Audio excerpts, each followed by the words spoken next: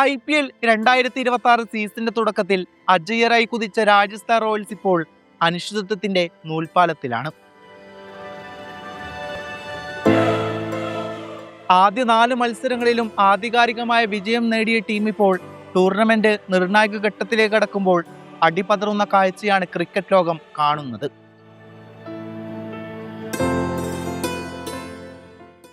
വിജയ തുടർച്ച നൽകിയ ആ ആത്മവിശ്വാസം പിന്നീട് വന്ന തുടർച്ചയായ തോൽവികളിൽ ഒലിച്ചു പോവുകയായിരുന്നു. പ്ലേ ഓഫ് പ്രതീക്ഷകൾ സജീവമായി നിലനിർത്താൻ ഇനിയുള്ള 3 മത്സരങ്ങളിലും വിജയിക്കുക എന്ന അങ്ങേയറ്റം പ്രയാസകരമായ ദൗത്യമാണ് ടീമിന് മുന്നിലുള്ളത്. ടൂർണമെന്റിന്റെ ആദ്യ പകുതിയിൽ പോയിന്റ് ടേബിളിൽ ഒന്നാമതായിരുന്നൊരു ടീമിന് സീസൺ അവസാനിക്കുമ്പോൾ ഇത്തരമൊരു ഗതികേട് വരുന്നത് ആരാധകരെ സംബന്ധിച്ചിടത്തോളം അങ്ങേയറ്റം നിരാശാജനകമാണ്.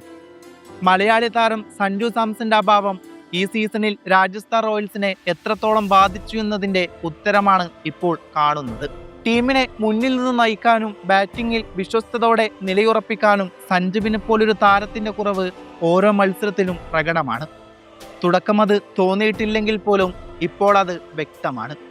സഞ്ജുവിന്റെ നായക പാഠവും ബാറ്റിംഗ് ശൈലിയും ടീമിന് നൽകിയിരുന്ന ബാലൻസ് ഇത്തവണ കണ്ടെത്താനായിരുന്നില്ല. റിയാൻ പരാഗിന്റെ നായകത്വത്തിന് കീഴിൽ തുടക്കത്തിൽ മികച്ച പ്രകടനം പുറത്തെടുക്കാൻ ടീമിന് സാധിച്ചെങ്കിലും സമ്മർദ്ദഘട്ടങ്ങളിൽ പതറുന്ന കാഴ്ചയാണ് പിന്നീട് അങ്ങോട്ട് കണ്ടത്.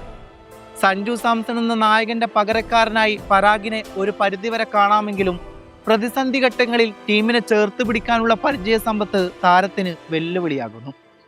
ബാറ്റിംഗ് നിരയിലെ അസ്ഥിരതയാണ് രാജസ്ഥാന്റെ ഏറ്റവും വലിയ പോരായ്മ.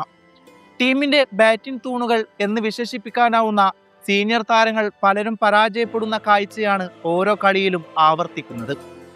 വൈഭവ് സൂര്യവംശിയെ പോലുള്ള യുവതാരങ്ങൾ നൽകുന്ന പോരാട്ടവീര്യം ഒഴിച്ചു നിർത്തിയാൽ ടീമിന്റെ ബാറ്റിംഗ് മൊത്തത്തിൽ തകർച്ചയിലാണ്. വൈഭവ് സൂര്യവംശി എന്ന യുവപ്രതിഭയുടെ പ്രകടനം മാത്രമാണ് രാജസ്ഥാന് ഈ സീസണിലെ ഏക ആശ്വാസം. 11 മത്സരങ്ങളിൽ നിന്ന് 440 റൺസുമായി റൺവേട്ടക്കാരിൽ മുൻപന്തിയിൽ നിൽക്കുന്ന വൈഭവ് തന്നാലാവും വിധം ടീമിനെ താങ്ങുന്നുണ്ട്. എന്നാൽ ക്രിക്കറ്റ് എന്നത് ഒത്തൊരുമയോടെ കളിക്കേണ്ട കളിയായതിനാൽ തന്നെ ഒരു വ്യക്തിയുടെ പ്രകടനം കൊണ്ട് മാത്രം ടീമിനെ വിജയത്തിലേക്ക് എത്തിക്കാനാവില്ല എന്ന് ഒരു വസ്തുതയാണ്.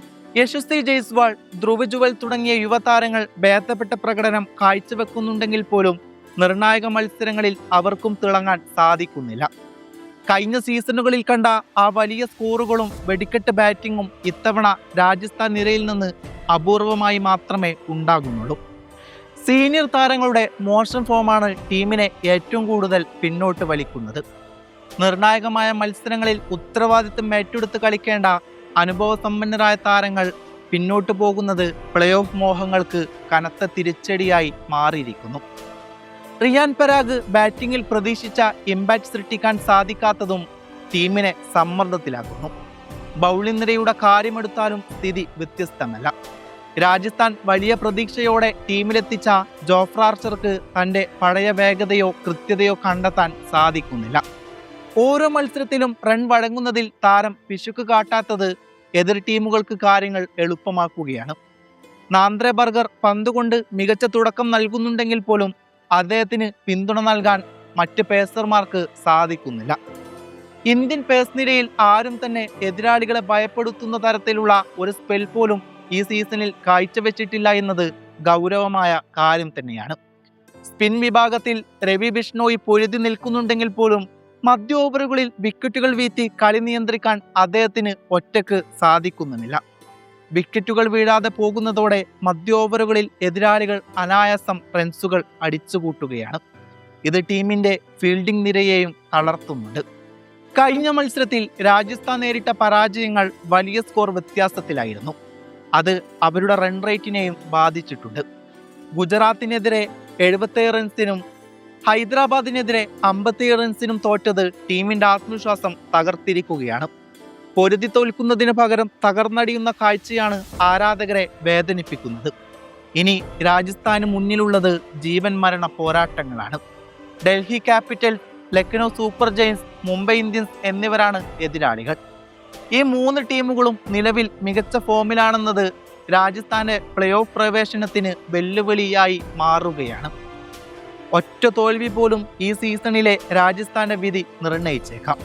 മറ്റു ടീമുകളുടെ വിജയപരാജയങ്ങളെ ആശ്രയിക്കാതെ പ്ലേ ഓഫിലെത്തണമെങ്കിൽ ഈ 3 കളികളും അത്ഭുതകരമായി വിജയിച്ച് തിരിച്ചു വരണം.